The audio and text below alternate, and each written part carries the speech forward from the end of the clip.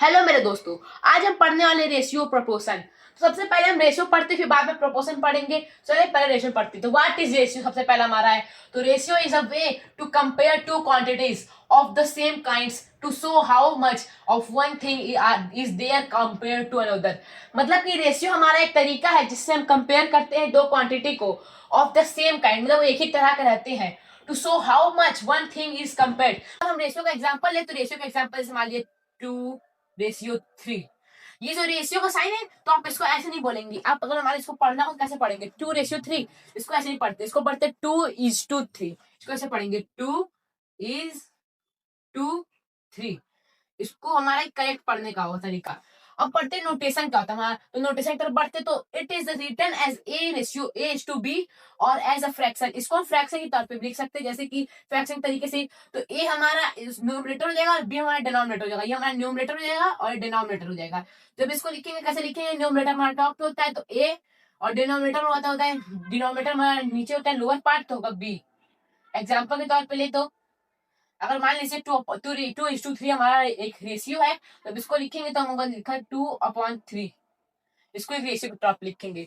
In the ratio A, यानी कि जो हमारा ये वाला पार्ट है, ये वाला पार्ट, ये वाला पार्ट, ये वाला पार्ट, ये पार्ट हमारा इसको कहते हैं एंटीसीडेंट। इसको जब फ्रैक्शन लिखेंगे तब हम इसको बोलेंगे एक न्यूमरेटर, लेकिन जब रेशियो में रहेगा, जब ये रेशियो में रहेगा तो इसको हम बोलेंगे एंटीसीडेंट। क्या बोलेंगे? एंटीसीडेंट। एंटीसीडेंट। वहीं पर जब कॉल्ड द कॉन्सिक्वेंट, मतलब कि जो हमारा लोअर पार्ट होगा यहाँ पर, सॉरी, बी इज कॉल्ड, जो बी हमारा 3 हो जाएगा, 3 को क्या कहते हैं हम? कॉन्सिक्वेंट। कॉन्सिक्वेंट। आई होप आपको समझ में आ गया होगा। जो हमारा नीचे वाला पार्ट होता है, यानी जब इसको फ्रैक्शन की तरफ समझेंगे तो आपको आसानी होगा। जो हमारा न्यूमरेटर को हम कहते हैं एंटीसीडेंट और डिनोमिनेटर को कहते हैं कॉन्सिक्वेंट। और रेशियो डज, अब आगे बढ़ते हैं हम, तो आगे हमारा ये टॉपिक है। और ratio does not have any units like KG, metre और लीटर। जैसे ये क्वेश्चन में इसी कभी कभी हमें दिया जाता है 1 kg, 100 ग्राम, 10 सेंटीमीटर, 1 मीटर, इस तरह दिया होता है ना। तो रेशियो जब भी हमारा रहेगा, रेशियो को हम कभी भी मीटर, केजी, लीटर यानी किसी भी यूनिट में ही लिख सकते हैं, क्योंकि इसको हम एक कंपेयर करने के लिए यूज करते हैं। तो कंपेयर करने के लिए रेशियो को यूज करते हैं, इस वजह से रेशियो में कभी भी हम केजी, मीटर और लीटर का यूज नहीं करते हैं, उसके साइन का, यूनिट्स का। चलिए अब आगे बढ़ते हैं, इसको आप नोट डाउन कर लीजिएगा, ये बहुत इंपॉर्टेंट है। तो अभी हमने पढ़ा था रेशियो के बारे में, चलिए पढ़ते प्रपोर्शन के बारे में।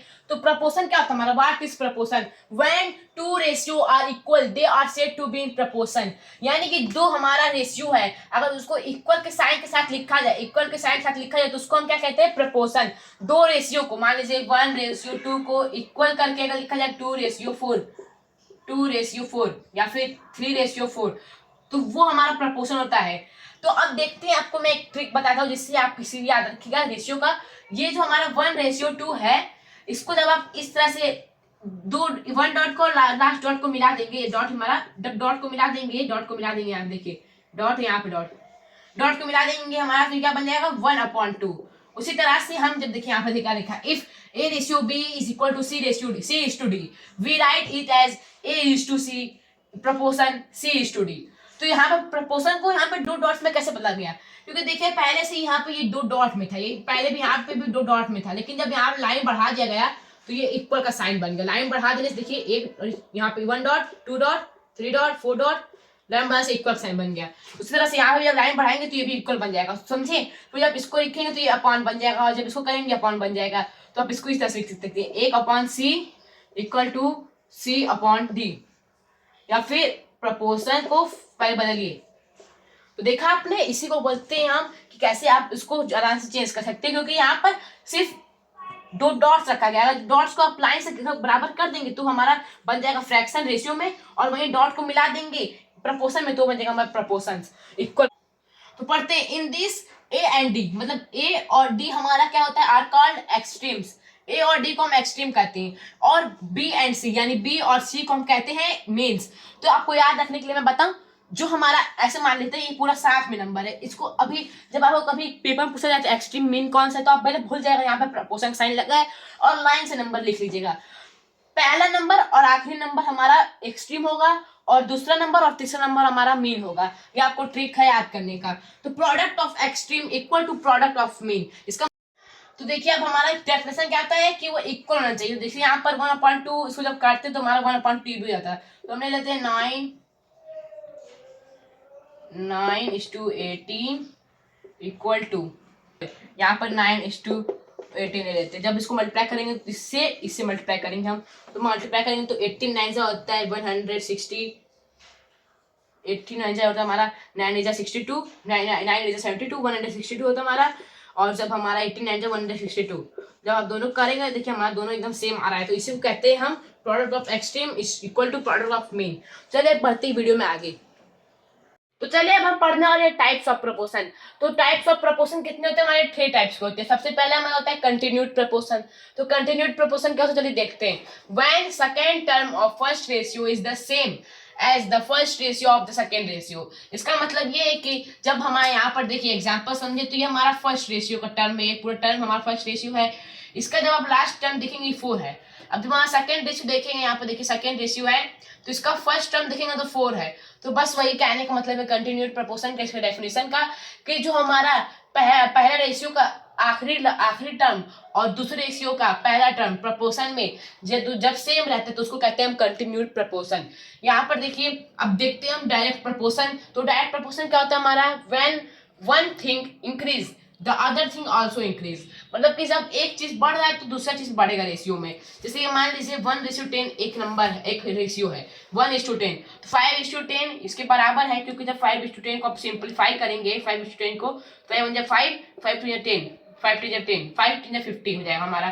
तो जब कहेंगे तो if the value of one pen, यहाँ पर अगर मैं एक क्वेश्चन पूछ दूं, क्वेश्चन के हिसाब समझते हैं कि अगर मान लीजिए एक पेन की वैल्यू, वन पेन की वैल्यू जैसे लिया यहाँ पर 10 रुपीज है, तो 5 पेन की वैल्यू कितनी होगी? 5 पेन की वैल्यू 50 रुपीज होगी। लेकिन अगर रेशियो में करेंगे तो कैसे करेंगे? 1/10 इज इक्वल टू 5/50।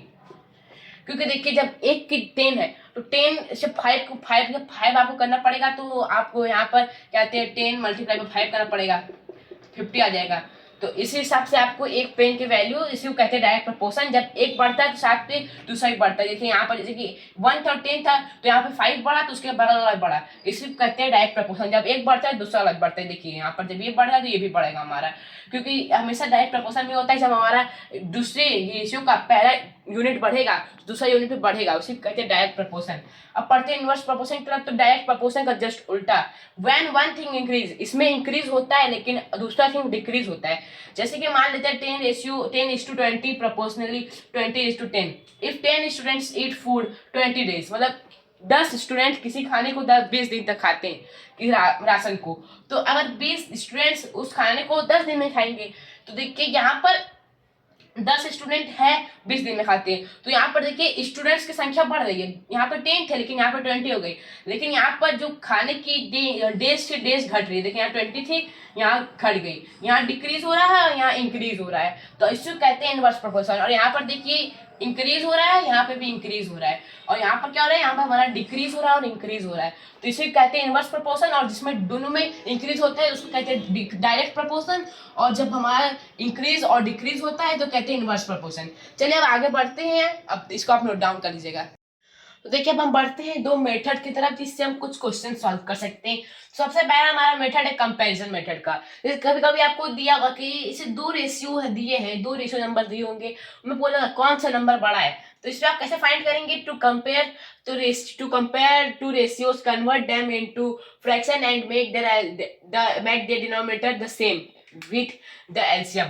तो मतलब क्या करते हैं, हमको यहाँ पर जैसे कि फ्रैक्शन पहले कन्वर्ट करते हैं, फ्रैक्शन वाला कैसे करते हैं हम? 2/3 मान लीजिए, इसको ले लेते हैं, फ्रैक्शन है, और 5/7। तो इसको कैसे करते थे आप? इसको या तो क्रॉस मल्टीप्लाई कर देते थे या एलसीएम ले लेते थे। पहले हम क्रॉस मल्टीप्लाई करके देखेंगे तो ये हो जाएगा 5 3 15, तो ये सही साइड लिखा, इस साइड 14, तो 14 इक्वल टू 50। तो ये देखिए हमारा ये 5/7 बड़ा बता रहा है, लेकिन जब हम एलसीएम लिख करेंगे देखते हैं एलसीएम लिख क्या आता है हमारा। तो ये हो जाएगा 21, 3 7 21, 7 से 14 हो जाएगा हमारा। फिर और ये हो जाएगा हमारा 21, 7 3 21, 5 से 15, तब भी हमारा ये बड़ा है। तो हमारा तब भी ये बड़ा है, या हमारा तब भी बड़ा है, तो हम कौन सा लेंगे हमेशा, क्योंकि ये हमारा बड़ा, कि हमारा 5.7 ग्रेटर है। हम आप हमेशा क्या करते हैं, एलसीएम मेथड से सॉल्व कर सकते हैं या फिर क्रॉस मल्टीप्लाई से। क्रॉस मल्टीप्लाई आसान होता है, लेकिन एलसीएम मेथड तब यूज किया जाता है जब हमारा जबकि फ्रैक्शंस में पहले कन्वर्ट करने के बाद जब फ्रैक्शन 2-3 फ्रैक्शन बन जाए तब आप कर सकते हैं, मतलब 2 से ज्यादा हो। अगर 2 हो तो क्रॉस मल्टीप्लाई करना ज्यादा आसान रहता है। अब बढ़ते हैं दूसरा जो हमारा क्वेश्चन सॉल्व करने का मेन तरीका है, तो unitary method. Find the value of one unit first, then multiply to find required value. तो इसका एग्जांपल देखिए, if 5 books cost 50 rupees, find the cost of 8 books. तो देखिए यहाँ पर क्या लिखा है, find value of one unit. तो पहले हम 1 यूनिट का वैल्यू फाइंड करते हैं, तो 1 book is equal to 50 total value upon total cost upon total value. जब इसको करेंगे तो 5 10 जब 50 होता है हमारा, तो हो जाएगा 10 रुपीज होगा हमारा एक बुक की वैल्यू। तो अब सब उसको अगर हम मल्टीप्लाई करेंगे 10 8 जा, क्योंकि यहाँ पे क्या लिखा, multiply to find required value, तो ये हमारा रिक्वायर्ड वैल्यू है, तो मल्टीप्लाई कर देते हैं, ये हमारा 80 हो जाएगा। अब देखिए ये तो हमारा कुछ इस तरह से हुआ है आपको यूनिटरी मेथड का, लेकिन इसको एक और तरीके से कर सकते हैं आप। अगर आपको यूनिटरी मेथड थोड़ा हार्ड लगे तो इसको रेशियो में कन्वर्ट करिए। पहले 5 बुक को पहले लिख लीजिए, फिर इज टू 50 लिख लीजिए, फिर प्रपोर्शन दे दीजिए, फिर 8 को लिख लीजिए, 8 इज टू एक्स लिख लीजिए यहाँ पर एक्स। अब देखिए आपको पता है क्या करना है यहाँ पर, ये देखिए 5/50 इसको लिख सकते हैं 5/50, और इसको इक्वल कर सकते हैं 8 इज टू एक्स, यानी 8/x। जब इसको आप इधर करेंगे तो ये x इधर आ जाएगा और ये इधर चल जाएगा, तो x यहाँ पर आ जाएगा। अगर आप इसको कर सकते हैं सर, तो 8 मल्टीप्लाई बाई 5 50 हो जाएगा हमारा, और ये जब डिनोमिनेटर से नीचे आएगा तो ये डिनोमिनेटर में चल जाएगा, और ये डिनोमिनेटर से न्यूमरेटर में चल जाएगा। तो न्यूमरेटर में हमारा आ गया है, अब डिनोमिनेटर में 5 करते हैं, 5 10 50, 10 multiply by 8 is equal to 80। तो देखा आपने, इस मेथड से करते तब भी हमारा सेम आएगा। तो आपको मैं दोबारा से एकदम सिंपल करके बता दे रहा हूँ। तो यहाँ इसको 5/50 करेंगे, फिर इक्वल कर देंगे 8/x की। अब जब फिर इसको जब हम आपको पता हो जब चेंज करते हैं डिवाइड को तो मल्टीप्लाई होता है, और मल्टीप्लाई को डिवाइड कर देते हैं। तो जब आगे प्रोसेस करेंगे तो हमारा 8 multiply by 50/5 is equal to x equal x के इक्वल है ये 5 10 50 होता है हमारा, तो x equal to 80 rupees. X हमारा रिक्वायर्ड वैल्यू था, तो यहाँ पर x 80 रुपीज आएगा। तो इसका देखिए 80 रुपीज आया, तो आप इस प्रोसेस से भी कर सकते हैं। लेकिन अगर आपको एग्जाम में दिया है तो ये प्रोसेस हमेशा प्रीफर करेगा। लेकिन आपसे कोई जल्दी आंसर पूछे तो आप ये प्रोसेस भी कर सकते हैं, क्योंकि ये ज़्यादा आसान होता है। तो चलिए अब आगे बढ़ते हैं हम, क्योंकि यहाँ पर ये देखिए आपको पहले एक बुक की फाइंड करनी पड़ेगी, फिर दूसरे करना पड़ेगा। तो आप इसको एग्जाम में हमेशा ये मेथड यूज करेगा, क्योंकि ये मेथड राइट होता है। लेकिन इससे आप कर सकते हैं, इससे जल्दी सॉल्व करने के लिए कर सकते हैं। चलिए अब आगे बढ़ते हैं। तो अब हम क्वेश्चंस के सेक्शन में आ चुके हैं। सबसे पहले देखिए हमारा क्वेश्चन था ये, पहला क्वेश्चन हमारा, express the ratio 45 minute to 2 hours in simplest form. तो हमको 45 मिनट को 2 आवर में रेशियो में बदलना है और उसको सिंपलेस्ट फॉर्म में करना है। तो पहले 2 आवर को मिनट्स में कन्वर्ट करते हैं, क्योंकि 45 हमारा मिनट्स में है। तो अगर 45 मिनट्स को आप आवर में कंप्लीट कन्वर्ट करेंगे तो थोड़ा हार्ड प्रोसेस हो जाएगा, लेकिन 2 आवर करेंगे वो आसान हो जाएगा। तो 1 आवर इज इक्वल टू होता है, पहले देखिए आपको पूरा स्टेज समझाता हूँ। 1 hour equal to 60 minutes, 2 hour is equal to 60 multiplied by 2 equal to 120 minute. तो यहाँ पर देखिए आपको 2 आवर का वैल्यू 120 मिनट आता है। तो अब सिंपल 45 मिनट को फर्स्ट लिखिए, अब रेशियो में कन्वर्ट करना है तो सिंपल यहाँ पे रेशियो साइन लिख दीजिए और यहाँ पर 120 लिख दीजिए। अब फिर जब आप इसको डिवाइड करेंगे तो 45/120 कर दीजिए। फिर ऐसे नंबर से मल्टी इसको काटिए जो एक्स मतलब कि दोनों को सेम नंबर काटिए। तो पहले 5 से काटते आसान करेंगे, 5 में 45, 5 2 10 और 2 4, यहाँ पे हो जाएगा हमारा 5 to 10। तो अब ये देखिए किससे कटेगा हमारा, तो अब यहाँ पर देखेंगे तो ये हमारा कटेगा 3 3 9, 3 3 7 21, 3 24। तो ये हमारा जाएगा 3:8। इसका आंसर आ जाएगा हमारा। देखिए यहाँ पर कैसे आया, जब 45 को आप 45 को और 120 को मल्टीप्लाई करेंगे 5 से, तो ये 5 9 45, 5 2 10। फिर यहाँ पर जब 120 माइनस करेंगे आप 10 तो ये हो जाएगा 2, फिर 0 तो ये 4 बार में 20। यहाँ पर क्या होती है 24 आया, फिर ये 9 3 3 9 और 3 8 24, तो ये 3:8 आ गया हमारा। तो ये जब आप कन्वर्ट करेंगे सिंपलेस्ट फॉर्म में करेंगे तो 3:8 इसका आंसर आएगा। चलिए अब आगे बढ़ते दूसरे क्वेश्चन की तरफ। तो इसका आंसर 3:8 आएगा। आंसर हम लिख देते हैं यहाँ पर। ये देखिए हमने कैसे सॉल्व किया, पहले कन्वर्ट कर लिया दोनों को, फिर यहाँ पे सिंपल इसमें लिख लिया अपने रेशियो फॉर्म में, फिर रेशियो फॉर्म में सिंपल कर दिया। अगर रेशियो फॉर्म में पूछता तो आंसर ये आता हमारा, तो रेशियो फॉर्म में पूछता, लेकिन यहाँ सिंपल पूछा तो सिंपल में आंसर ये आएगा हमारा। चलिए अब आगे बढ़ते दूसरे क्वेश्चन की तरफ। तो देखिए हमारा दूसरा क्वेश्चन है, देखते पहले क्या हमारा दूसरा question. Check the number 4 6 8 and 12 are in proportion. तो यहाँ पर कहना क्या जाता है, पर हम पूरा अच्छे से आपको सिंप्लीफाई करके लिख देते हैं। तो 4:6 प्रपोर्शनल 8:12। क्या ये एकदम राइट प्रपोर्शन है? क्योंकि हमारा प्रपोर्शन क्या होता है, ये इसके इक्वल होना चाहिए, ये इसके इक्वल होना चाहिए। तो क्या इसके इक्वल है? तो देखते हैं। इसके इक्वल जानने के लिए आपको क्या बताया था, एक्सट्रीम और मीन का formula. Extreme equal to mean, multiply करने पर एक्सट्रीम और मीन इक्वल होता है। तो आपको पहले पता है एक्सट्रीम क्या होता है और मीन क्या होता है, आप पहले बताइए। तो हमारा एक्सट्रीम होता है ये फर्स्ट रेशियो का फर्स्ट यूनिट और सेकेंड रेशियो का लास्ट यूनिट, हमारा एक्सट्रीम होता है। तो ये हमारा एक्सट्रीम है और ये हमारा एक्सट्रीम है। और मीन क्या होता है, फर्स्ट रेशियो का लास्ट डिजिट और सेकेंड रेशियो का फर्स्ट डिजिट, तो इसे कहते हैं हम मीन। तो एक्सट्रीम हमारा है 4 × 12 is proportional 6 × 8। 12 हो गया 12 24, 12 36, 12 हो गया 48, 6 हो गया 48 हमारा होता है। देखिए हमारे एकदम बिल्कुल इक्वल आया। तो क्या ये हमारा प्रपोर्शन है? तो हाँ, ये हमारा एक राइट प्रपोर्शन है। इस राइट प्रपोर्शन है हमारा, राइट प्रपोर्शन हमारा है, प्रपोर्शन हमारा है। क्यों है? क्योंकि यहाँ पर देखिए ये वाला देखिए LHS इसको बोलेंगे, LHS पढ़ लेते हैं और इसको RHS पढ़ लेते हैं, तो इससे आप समझ जाएंगे। LHS मतलब होता है लेफ्ट हैंड साइड और RHS मतलब होता है राइट हैंड साइड। तो ये लेफ्ट हैंड साइड और राइट हैंड साइड दोनों इक्वल आए। यहाँ पर देखिए इक्वल आया तो इसका मतलब ये प्रपोर्शन है। और इक्वल कैसे आया? मल्टीप्लाई करने पे एक्सट्रीम को और मल्टीप्लाई करने पे मीन को दोनों इक्वल आते हैं, तो वो प्रपोर्शन होता है हमारा। ये एक एक्सट्रीम है, ये एक एक्सट्रीम है, ये एक मीन है और ये एक मीन है। अगर आप वीडियो के स्टार्टिंग में ध्यान नहीं दिए तो आप एक्सट्रीम मीन में भी कंफ्यूज होंगे। तो वीडियो के स्टार्टिंग में इस वजह से क्या बैक करके दोबारा देख लीजिए कि एक्सट्रीम और मीन क्या होता है। चलिए अब आगे क्वेश्चन दूसरे तरफ बढ़ते हैं। तो देखिए हमारा अभी तीसरा क्वेश्चन है, find the value of x. X की वैल्यू फाइंड करना है इस इक्वेशन में। तो इक्वेशन क्या हमारा देखते हैं, x:10 प्रपोर्शनल 12:15। तो यहाँ पर x की वैल्यू क्या है फाइंड करना है। तो x पहले हम लिख लेते पूरा, तो पहले डायरेक्ट फ्रैक्शन में कन्वर्ट कर लेते। तो x/10 इक्वल टू 12/15 यही होगा हमारा। क्यों होगा? क्योंकि इसको फ्रैक्शन में आप कन्वर्ट कर सकते हो, तो फ्रैक्शन में कन्वर्ट कर दीजिए। ये हमारा फर्स्ट डिजिट न्यूमरेटर होता है और सेकंड डिजिट हमारा डिनोमिनेटर होता है। तो अब इसको इधर ले जाएंगे तो ये मल्टीप्लाई हो जाएगा हमारा। तो अब आगे का प्रोसेस क्या होगा हमारा, x, क्योंकि x हमारा कोई वैल्यू उसके डिफाइन नहीं, तो x को इधर रहने दीजिए और 10 को उधर शिफ्ट कर दीजिए। तो 12 × 10 अपॉन में डिनोमिनेटर में 15, 2 × 5 2 × 5 3 × 15, 5 × 10 5 × 15, 3 4 12। x की वैल्यू कितना है हमारा 8। तो ये x की वैल्यू 8 आ गई हमारा। तो क्या ये सही है कि नहीं, इसको कैसे फाइंड करेंगे? इसको फाइंड करने के लिए हमारा है मीन और एक्सट्रीम वाला फॉर्मूला। तो ये हमारा मीन हो जाएगा, यहाँ पर क्या कहते हैं ये x है भी हमारा, तो ये हमारा हो जाएगा 8:10 प्रपोर्शनल 12:15। तो क्या ये सही है कि नहीं, चलिए देखते हैं। इसको सही है कि नहीं देखने के लिए सबसे पहले यहाँ मल्टीप्लाई होगा और यहाँ मल्टीप्लाई होगा।